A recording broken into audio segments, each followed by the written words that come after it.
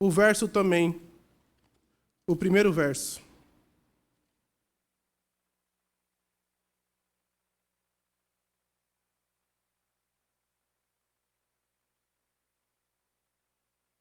Encontraram?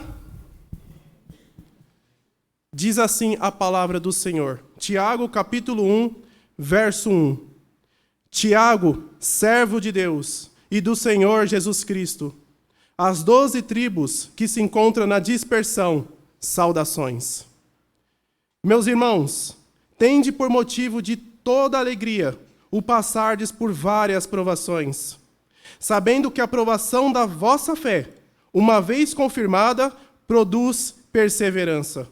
Ora, a perseverança deve ter ação completa, para que sejais perfeitos e íntegros, em nada deficientes. Amém. Oremos. Senhor Deus e meu Pai, eis aqui o teu povo, e eis aqui a tua palavra. A minha oração é para que o Senhor venha iluminar as nossas mentes, venha abrir o nosso coração, para que tudo o que for falado seja para a honra e glória do teu nome e para a edificação da tua igreja. Querido Deus, que o Senhor me use para falar as tuas verdades, em conformidade com a tua revelação. E venha, Senhor, abençoar a todos aqueles que ouvirem, e que eles possam responder a tua palavra com temor e tremor, em nome de Jesus. Amém. Queridos irmãos, a partir de hoje, eu quero começar uma exposição em Tiago com vocês. Nós terminamos Ageu, e agora eu pretendo expor a epístola de Tiago com a igreja. Por quê? Porque Tiago é um livro muito prático. Tiago vai tratar de coisas comuns. Por exemplo, fofoca, que não existe, graças a Deus, não existe em nosso meio. A forma como você planeja as coisas. Também fé, sofrimento, aqui ninguém nunca passou por sofrimento. Tiago é um livro do dia a dia, igual Provérbios. É um livro do dia a dia, muito prático, partindo do pressuposto que você é um cristão. Então ele vai responder todas essas questões à luz das Escrituras. Como eu devo me portar diante do sofrimento? Como eu devo falar? Como deve ser a minha fé? Uma fé morta? Então Tiago, ou então um texto que o pastor gosta de citar muito sobre o sofrimento e a oração. Tudo isso Tiago trata. Então, hoje, eu quero expor aos irmãos a primeira epístola de Tiago. E para isso, meus irmãos, quando nós estudamos uma carta, quando nós expomos, algumas coisas são importantes. Primeiramente, quem escreveu, para quem escreveu e por que escreveu. Como o tempo, ele é o opressor, eu já começo dizendo que quem escreveu essa carta se apresenta no verso 1, dizendo assim: Tiago, servo de Deus e do Senhor Jesus Cristo. Ou seja, o autor dessa carta é Tiago. Entretanto, se os irmãos já leram o Novo Testamento, perceba-se que há muitos Tiagos. E aqui eu quero destacar dois. Em primeiro lugar, o Tiago talvez o mais famoso, que é o irmão que é um dos apóstolos, que é o irmão de João e que fazia parte do grupo íntimo de Jesus Cristo. Quando Jesus queria algo mais íntimo, ele chamava só apenas Pedro, Tiago e João. Os 9 ficam aí fora, os 3 entram. Então, alguns entendem que é Tiago, o irmão, o apóstolo. Entretanto, não tem como ele ser o autor. Por quê? Porque se os irmãos bem sabem, em Atos, capítulo 12, ele morre muito cedo sob Herodes. Ele morre à espada, com a perseguição, porque Herodes percebe que os judeus estão gostando daquilo.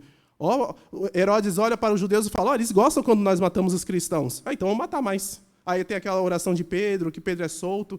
Mas por que não pode ser Tiago? Porque é muito recente. E a carta, daqui a pouco, como vocês vão ver, os destinatários não bate a data do falecimento dele e os destinatários.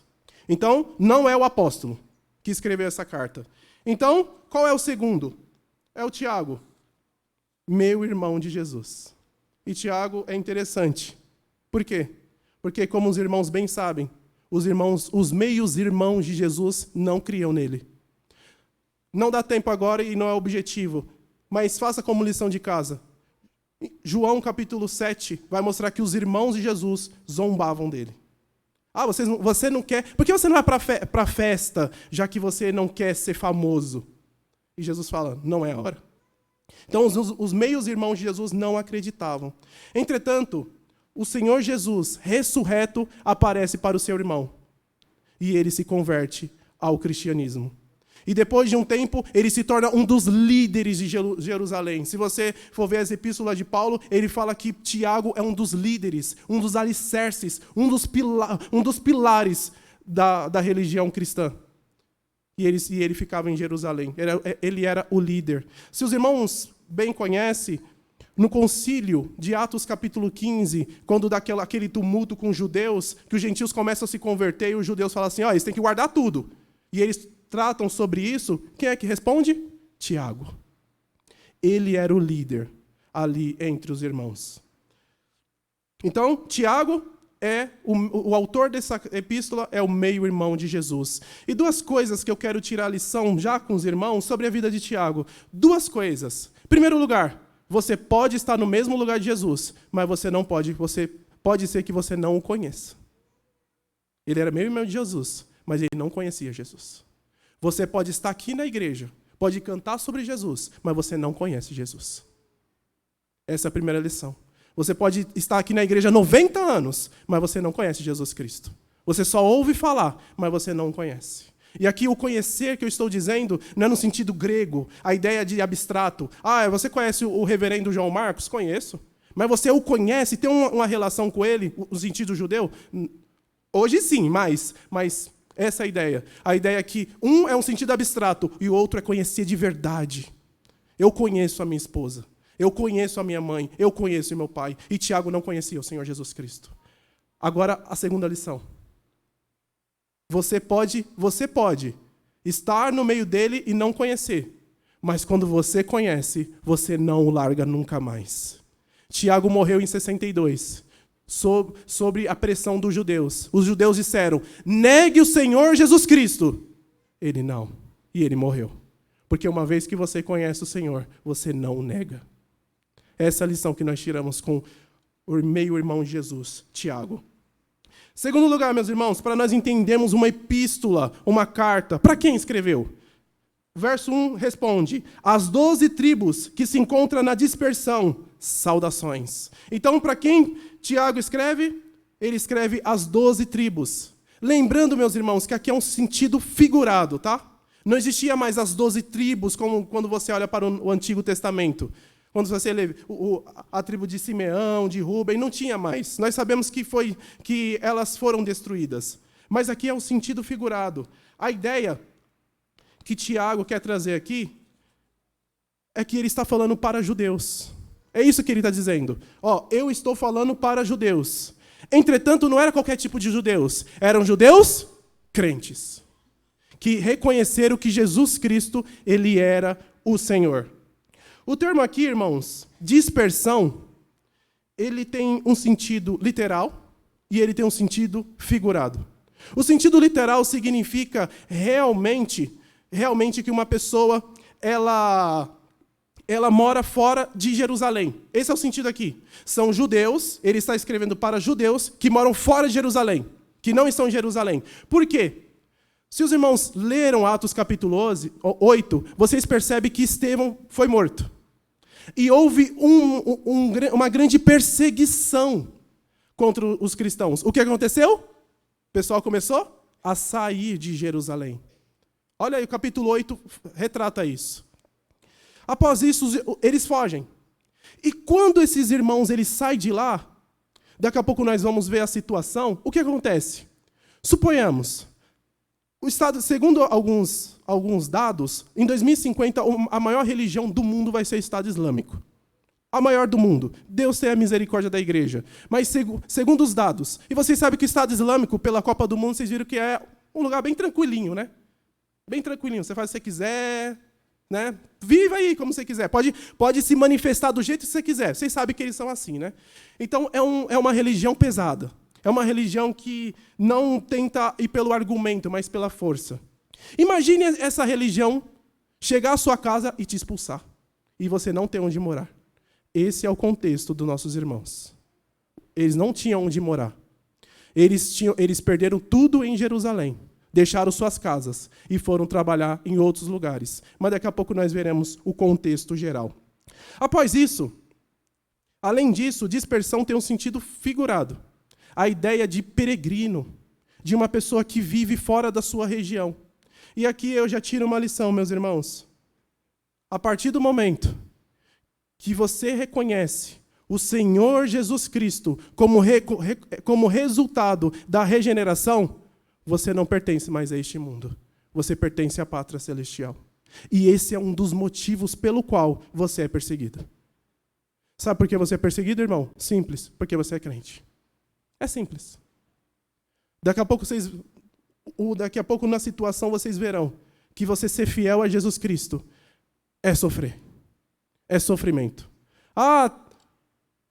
Eu sou cristão, mas eu acredito que se eu fizer umas campanhas eu não vou sofrer. Não caia nisso. Você vai sofrer, porque você é cristão. Então, dispersão significa, de forma literal, os judeus que moram fora de Jerusalém. Mas, em sentido figurado, pessoas que moram, que não têm a sua pátria, que vivem fora. E o propósito? Com qual propósito Tiago escreve essa carta? Ele escreve com 2 propósitos, meus irmãos. Em primeiro lugar, encorajar os irmãos. Eu sei que vocês perderam todas as coisas. Eu sei disso. Eu sei que vocês perderam posses, vocês estão sofrendo e vocês estão sendo explorados pelos ricos. Eu sei que vocês estão sendo levados ao tribunal. Eu sei disso. E ele vai lá e escreve uma carta para os irmãos. E o segundo motivo é admoestar os irmãos. Porque existiu uma coisa que, graças a Deus, hoje não acontece aqui, apenas lá. A ideia é que eles professavam o nome de Jesus Cristo, professavam a fé no cristianismo, mas eles não viviam de acordo com isso. Graças a Deus que hoje não acontece isso, né? Todo crente é crente de verdade. Tiago fala o seguinte: se você não seja apenas ouvinte da palavra, mas seja praticante. Então ele vai tratar disso também. A dissonância, a antíntese de você falar uma coisa e você viver outra. Se você quer ser cristão, seja por inteiro. Seja por inteiro. Não em partes. Não é só falando, mas é vivendo. Então, ele tem 2 propósitos. Encorajar os irmãos em relação ao sofrimento e admoestar os irmãos em relação à sua hipocrisia. Dizendo assim. Dito isso, meus irmãos, vamos já para o desenvolvimento e o primeiro ponto da nossa mensagem. Os irmãos estavam sofrendo perseguição. Os irmãos estavam sofrendo perseguição. Estavam sofrendo muito. Então, Tiago, ele escreve para os irmãos com a seguinte pergunta: como temos de enfrentar as provações e os sofrimentos? Todo mundo aqui já sofreu. Todo mundo. Aqui não tem uma pessoa que não tenha sofrido aqui. A pergunta é: como eu devo sofrer? Como eu tenho que passar por isso? Qual é a minha ação diante do sofrimento? E ele responde no verso 2: meus irmãos, tende por motivo de toda alegria o passardes por várias provações. Primeiro ponto, alegrando-se nas provações ou sofrimentos. Como o cristão deve passar por sofrimento? Alegrando-se. Parece estranho, né? Eu tenho que me alegrar no sofrimento. Pregar um sermão desse, irmãos, é um pouco difícil. Por quê? Porque você pode dar exemplos que são diretos. Por exemplo, perder uma mãe, perder um pai, perder uma avó, ser mandado embora por perseguição, ser acometido por uma doença. Tudo isso é sofrimento. Tudo isso é provação. Ser perseguido por causa da sua fé, ou perder todas as suas coisas por causa da fé em Jesus Cristo, como aconteceu com os judeus. Todo mundo aqui já passou por sofrimento. Não só passou, mas passa. E eu vou te dizer, não só passa, você vai passar mais. Mais ainda. A pergunta é, como você deve passar? Tiago aqui parece um pouco impessoal, né? Irmãos, alegre-se no sofrimento. Entretanto, eu digo duas coisas, porque ele não é impessoal aqui. Em primeiro lugar, Tiago trata os seus destinatários como? Como irmãos. Irmãos aqui, meus irmãos, tem um sentido de intimidade. Não é isso? Os meus irmãos da igreja. Não foi isso que aconteceu no segundo século da igreja, que eles pensaram que os irmãos tinham relação incestuosa? Eles ficam com os irmãos, porque eles não entenderam que em Cristo Jesus todos nós somos irmãos. E ele é nosso irmão mais velho. Então, Tiago aqui não está sendo impessoal, mas é um vocativo de tratamento para você mostrar intimidade com a pessoa. Meu irmão. É isso que ele quer dizer. Ou seja, nós só temos um pai que nos regenerou. E como nós somos filhos de um único pai, nós somos irmãos. Então ele não está sendo impessoal. Em segundo lugar, ele não está falando nada novo. Tiago não está falando... O imperativo de Paulo não é novo.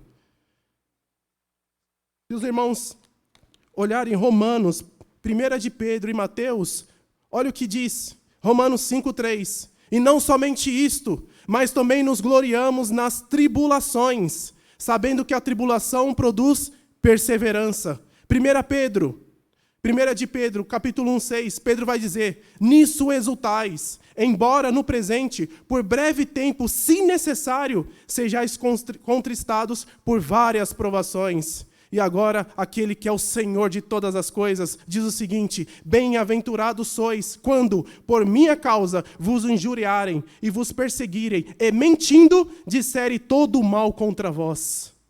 O que Tiago está falando não é novo. Paulo já tinha falado isso, Pedro e o Senhor Jesus Cristo já tinham falado, alegre-se no sofrimento. Todos eles já disseram isso. Então Tiago não está sendo novo aqui. Primeira lição, meus irmãos, desse primeiro ponto. E algo que é fato. Todos nós passaremos por sofrimento. Eu sei, meus irmãos, que por causa da igreja neopentecostal, do movimento neopentecostal, muitas pessoas acham que se fizerem campanhas dos 12 dias, muitas pessoas pensam que se derem o dízimo, muitas pessoas pensam, pior ainda, que se forem fiéis, Deus as livrará de todo sofrimento. Mas eu digo uma coisa a você, é o oposto. 2 Timóteo diz assim, se você busca, se você deseja ser fiel ao Senhor Jesus Cristo, você sofrerá perseguição. E isso é fato. Todos os irmãos na Bíblia que foram fiéis ao Senhor foram perseguidos. Mas eu não quero sofrer, eu não desejo isso. Eu sei, nem eu. Só que, irmão, você tem que saber de uma coisa. Você não pertence a este mundo. E é por isso que você sofre. E as coisas que vêm a você, nós veremos que tem um propósito. O sofrimento não é por acaso. Isso daí aconteceu aleatoriamente. Crente, de verdade, não fala isso. Isso aconteceu por acaso. Isso foi sorte. Não. Isso daí é na sua cabeça. Biblicamente falando, nada é por acaso. Nada é por acaso. Tudo tem o seu propósito. Você gostando ou não gostando. Porque você não é soberano. Não é você que escolhe. É somente Ele. E tem um propósito. Então, meus irmãos, você que acha que flor ungida, eu não estou conseguindo dormir. Eu não estou conseguindo dormir. Aí vai lá e compra o travesseiro ungido. Aí vai lá no templo, né, sobre o qual não preciso falar. Aí você compra o travesseiro ungido, sei lá o que ungido. Ou então a casa está suja, mas compra a vassoura ungida, acreditando que você não precisará medir esforços, só está gastando dinheiro e pecando diante de Deus. Porque você mostra que não é Ele em quem você tem fé, mas nos objetos. E deixa eu te falar uma coisa, isso é pecado, isso é idolatria, isso é misticismo. Então, meus irmãos, já coloque isso na sua cabeça. Você vai sofrer. Em qual proporção? Quanto mais fiel você for ao Senhor, mais você vai sofrer. É fato. Nossa, que triste, né? Mas calma, irmãos. Com qual finalidade? Lembra que eu falei que tem um propósito? Qual é a finalidade de sofrer? Por que eu tenho que me alegrar no sofrimento? Por quê? Simples, Paulo responde, verso 2. Meus irmãos, tende por motivo de toda alegria o passardes por várias provações. Verso 2. Sabendo que a provação da fé, da vossa fé, uma vez confirmada, produz perseverança. Tem um propósito. O que Tiago está dizendo aqui, meus irmãos, é que diz assim: irmãos, pode se alegrar. Porque agora vocês sabem o motivo pelo qual vocês estão sofrendo. A provação pela qual você está passando tem também um propósito. E também tem um resultado. O crente sabe que as provas que suportam não chegam até ele por acaso. Se você é crente e acha que as coisas acontecem por acaso, reveja o seu conceito de crente.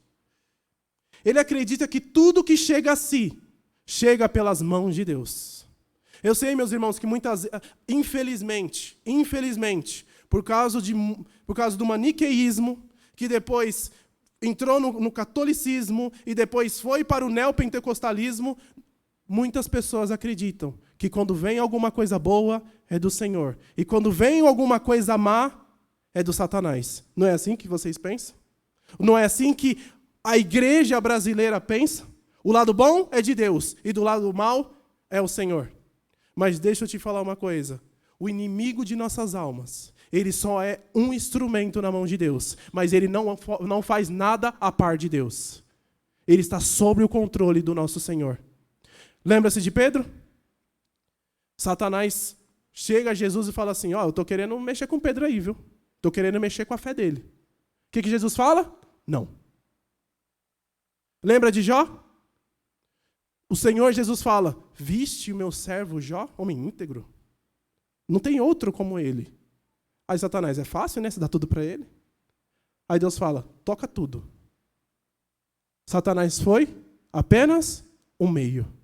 Mas não é ele que é o Senhor de todas as coisas. Irmãos, isso aqui é bom você saber. Deus, ele permite essas coisas na sua vida com a finalidade de você crescer na fé. Deus te coloca em situações adversas para provar a sua fé. Isso não é tentação. Eu não vou falar sobre isso hoje porque Tiago vai tratar isso. Então, quando chegar o momento, nós veremos a diferença de provação e tentação. Mas o foco é o seguinte: Deus te dá provações para testar a sua fidelidade.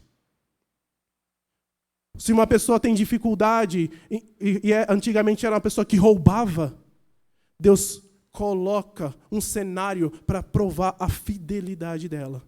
Será que realmente essa pessoa é fiel? Claro que nós sabemos que Deus sabe de todas as coisas. Mas ao mesmo tempo ele te coloca. Por quê? Porque isso produz perseverança. E o que significa, irmãos, perseverança? A ideia de perseverança é uma palavra antiga que significa literalmente permanecer debaixo de alguma coisa. A ideia é de que alguém que pacientemente se mantém debaixo de um fardo pesado, que está disposto a carregar até o fim, por mais sofrimento, dor e fadiga que isso lhe custe. A ideia, irmãos, é que é uma característica da pessoa que não se desvia do seu propósito e de sua lealdade à fé e piedade, mesmo diante das maiores provações e sofrimentos. É uma pessoa que vem a adversidade, mas ele continua na mesma posição. Quer o exemplo disso? Os 3 amigos de Daniel. Não o nosso querido seminarista, mas o Daniel, o profeta. Os 3 amigos dele. Nabucodonosor cria aquela estátua. E diante daquela estátua, ele fala assim: ao som da buzina, eu quero que vocês se prostrem. Eles não eram crentes, vocês sabem disso. E ser crente, irmãos, em situação boa é maravilhoso, não é verdade? Tá dando tudo certo. É simples. Mas Deus quer provar a sua fé, é na diversidade. Então, ao som da buzina, todo mundo se prostra. Eles não se prostraram. O que aconteceu? Um dos conselheiros do rei disse, eles não se prostraram. E o rei nervoso fala assim, ao som da trombeta, eu quero que vocês se prostrem. O que eles dizem? Não. Senhor, eles dizem o seguinte, Nabucodonosor, não compete a ti saber quem vai nos livrar, mas de uma coisa eu sei, se Deus quiser me livrar, Ele vai me livrar. Mas se Ele não quiser me livrar, eu vou permanecer na minha mesma posição. Isso é perseverança. Isso é ser fiel. E é isso que Deus almeja para nós. Próximo ponto, meus irmãos. Como eu falei, o tempo ele é avassalador. Tem uma finalidade, não só uma razão. Verso 3. Sabendo que a aprovação da vossa fé, uma vez confirmada, produz perseverança. Verso 3. Ora, a perseverança deve ter ação completa. Com qual finalidade? Para que sejais perfeitos e íntegros, em nada deficientes. Em outras palavras, alegrem-se no sofrimento. Alegrem-se. Porque isso produz perseverança. E qual é a finalidade? A perfeição. Essa é a finalidade do sofrimento, meus irmãos. A perfeição. E perfeição aqui, eu sei que alguns já estão pensando, nossa, mas é impossível. A perfeição aqui não é você ser sem pecado. A ideia é de você ser íntegro. Essa é a finalidade. A ideia aqui é que você seja completo. É que você não seja deficiente em nada. Porque a coisa mais triste, irmãos, é você ser regenerado e passar 1 ano, 2 anos, 3 anos, 4 anos, 5 anos, 6, 7, até 20 anos e permanecer da mesma forma. Para isso, para Paulo isso daí é inconcebível. É inconcebível. Paulo fala, quando eu era menino, pensava como menino. Sentia como menino. Mas agora que eu sou homem, é o contrário. Irmãos, tem pessoas que entram na igreja e ficam 10, 20 anos, e você fala, será que é um novo convertido? A primeira diversidade que vem, parece um tufão para ele. Não. O propósito de Deus, meus irmãos, aqui na terra, é que você cresça. É que você seja perfeito e íntegro. Mais maduro do que quando você é. Porque o pessoal fala, principalmente com aquele termo que o pessoal entende errado, nós precisamos voltar ao primeiro amor. Lembra do primeiro amor? Irmãos, em primeiro amor não significa você voltar a ser ingênuo na fé. Porque quando nós nos convertemos, nós temos aquele fervor. Isso é fato, não é verdade? Você quer dormir na igreja, você vai para a casa do pastor, faz de tudo. Mas você é ingênuo na fé. Será que é isso que Deus está dizendo para você voltar para o seu primeiro amor? Não. O fervor sim, mas o conhecimento não.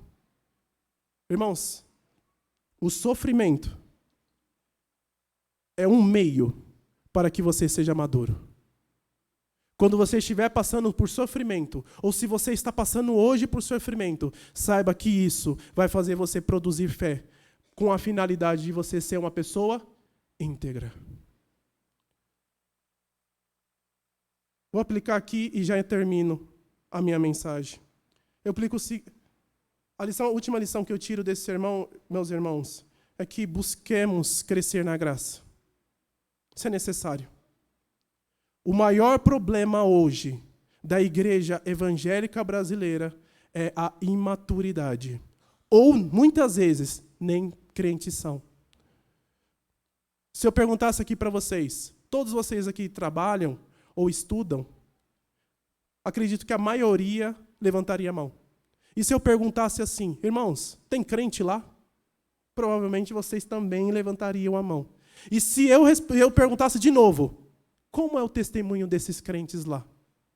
Eu acredito que vocês me dariam um testemunho muito negativo.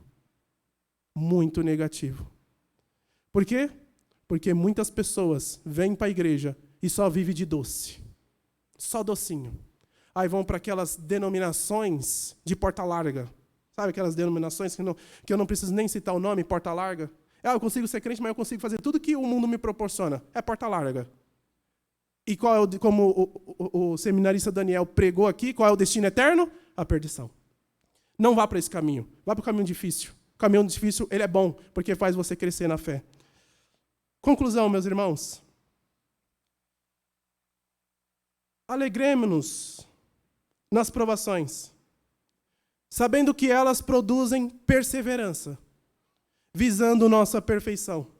Entretanto, não nos esquecemos de que só podemos nos alegrar nas provações por causa da pessoa e obra do Senhor Jesus Cristo.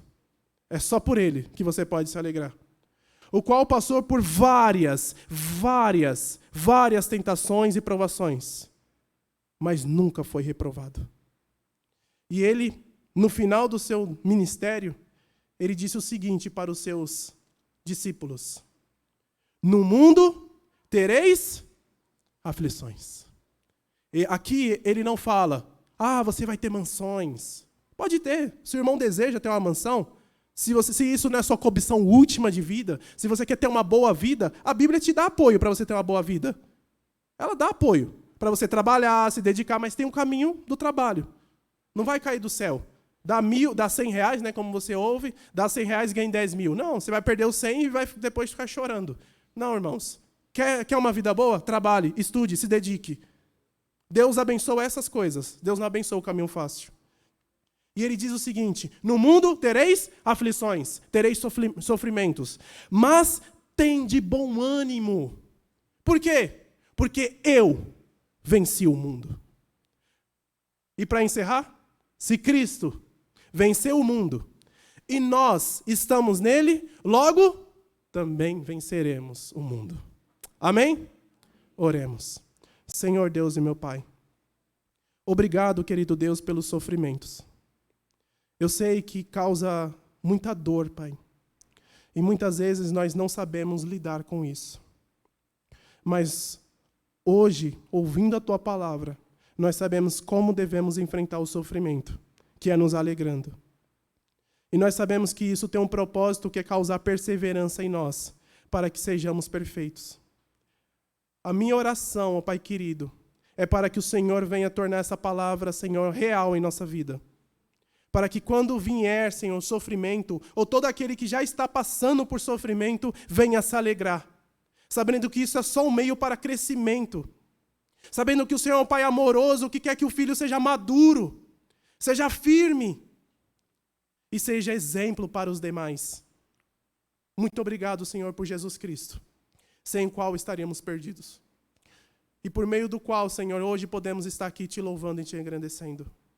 Continue, Senhor, abençoando a igreja de Carvalho. Ajude-nos a crescer, Senhor. Torna-nos maduros. Em nome de Jesus. Amém.